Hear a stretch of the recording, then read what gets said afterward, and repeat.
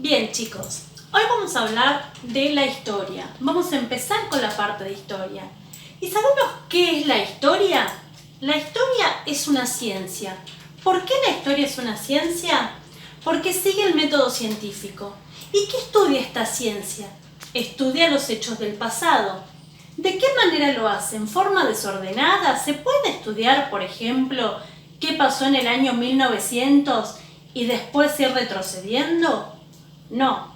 Entonces lo hace en forma ordenada de tiempo. ¿Cómo se llama esto?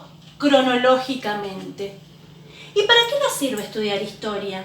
¿Tiene algún sentido estudiar historia? Claro que sí. Nos sirve para evitar que los errores del pasado se vuelvan a cometer. Por eso decimos que la historia tiene un sentido práctico. Entonces repasamos. ¿Qué es la historia? Es una ciencia que estudia los hechos del pasado narrados cronológicamente. La historia tiene un sentido práctico que trata de evitar que los errores del pasado se vuelvan a cometer. Bien, ya vimos lo que era la historia. Ahora vamos a hablar de la periodización de la historia universal. Como es un periodo muy extenso, se ha resuelto dividirlo en etapas, que se llaman edades. Pero ¿cuándo empieza la historia? ¿Cuál es el hito que va a iniciar a la historia? La historia empieza cuando se inventa la escritura cuneiforme en Mesopotamia. A partir de ahí decimos que empieza la Edad Antigua, que es en el año aproximadamente 4000 a.C.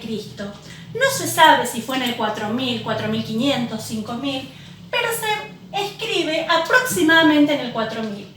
Esta primera edad, que es la Edad Antigua, va a durar hasta el año 476, en el que se produce la caída del Imperio Romano de Occidente, cuya capital era Roma. A partir de ahí, del 476, va a iniciar la Edad Media. La Edad Media va a durar aproximadamente 1000 años, que se divide en 3 periodos: temprana, alta y baja.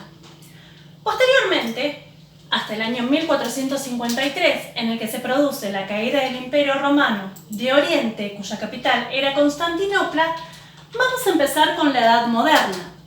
Esta Edad Moderna va a tener como principal característica que se va a empezar a notar cómo se van acortando los tiempos históricos. Y va a terminar en el año 1789 con la Revolución Francesa, dando inicio a la Edad Contemporánea. Pero fíjense una cosa, tenemos que la primera edad histórica es de aproximadamente 4500 años, la segunda 1000 años, la tercera 300. ¿Qué pasa con esto? Se llama aceleración del tiempo histórico, porque a medida que suceden los hechos se va cortando el tiempo en hechos de mayor importancia.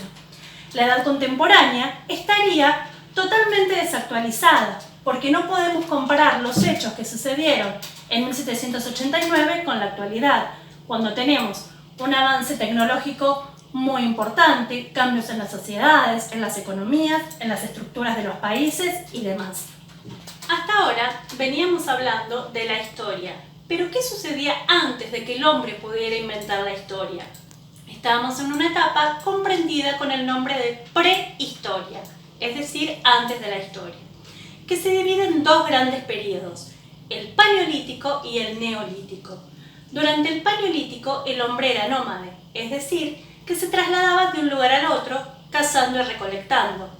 En esta época los hombres no tenían una vivienda fija, sino que habitaban en chozas muy precarias o en cuevas abandonadas.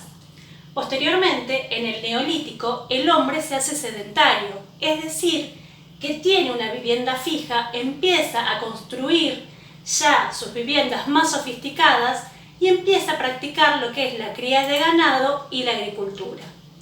Chicos, espero que este video les sirva para poder entender un poquito más qué es la historia, cómo se divide en edades históricas y para que podamos ir viendo ya a partir de los próximos trabajos prácticos cómo era el hombre durante el Paleolítico, el Neolítico y posteriormente, cuando empecemos con la historia, hablar de las distintas civilizaciones de la antigüedad. Un beso grande y nos estaremos viendo próximamente.